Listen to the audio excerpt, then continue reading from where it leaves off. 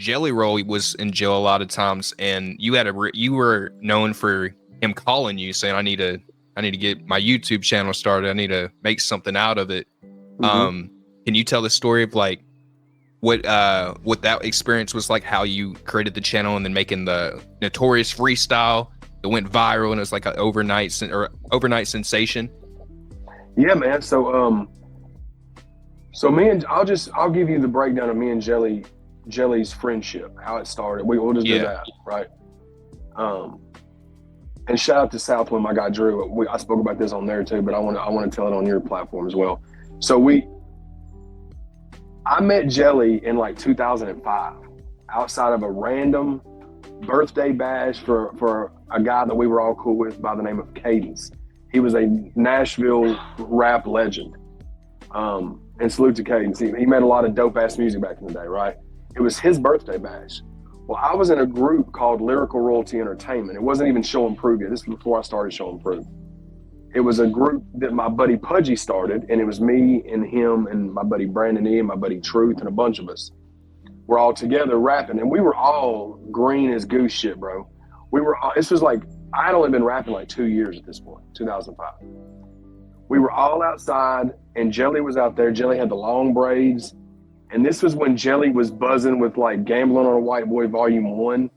He was doing a lot of the freestyle battling. I think he was working on Volume 2, the mixtape. He just started chopping it up with us. He clicked with us like almost instantly. Then Jelly linked up with us like later, pulled up on us when we had a show in Nashville a few weeks later. And then Jelly just started coming out to my house in Greenbrier. Jelly lives in like Antioch at that point. He was coming out to my house in Greenbrier and just cutting feature. We was cutting songs together for no money. Like he was just driving, finding a way to my house, recording. We were cutting music. Me and Jelly got 30 songs together, all of them before 2012. We just started cutting songs and just became really good friends. I started Show and Prove in 2006. And me and Jelly kept cutting songs. Jelly got locked up in 2007, 2008 timeframe. While he was locked up, MySpace was big. Facebook was only for like college kids. Facebook wasn't for everybody yet. You had to have a college email and all that shit. YouTube wasn't a thing to the masses. I think YouTube had been out like a year or two. Jelly just started, he needed somebody to help him run his MySpace. So while he was in there, to keep money on his books, for lawyer fees, for commissary, to keep money on my phone for him to call me, we were running his MySpace. I was selling his mixtapes for him. People were just hitting me up on his messages, and I was mailing them off. So they was paying me, I was mailing them off. He gets out at the end of 2008. At that point, I had just went and bought a camera from Best Buy, just a little HD, or not even HD, bro. I was telling you off camera. It was a fucking 480p Sony Handycam, dog. Like, it wasn't even, I didn't have the money for an HD yet, because at that point, they were like $1,000. I didn't have $1,000. So, dude, he gets out in 2008, the end of 2008, we start filming. He starts recording music. At the beginning of 2009, he introduces me to Worm, R.I.P. Worm. Jelly was on curfew. He was on community corrections. He had to be back at his home at 7 o'clock every night. So I was getting up early, going and picking him up. We were going to the studio, recording till 6, and then I was taking him home. We did that for a month, 2 months.